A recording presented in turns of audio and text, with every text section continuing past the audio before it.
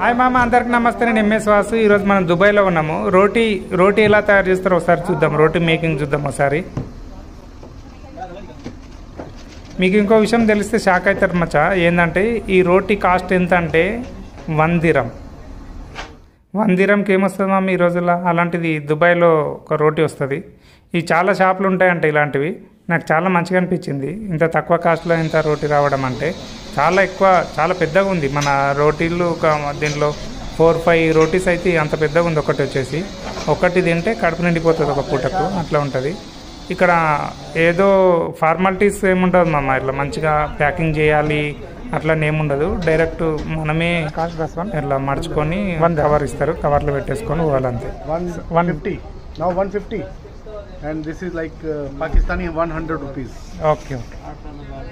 See, he's very happy to have. Thank you sir.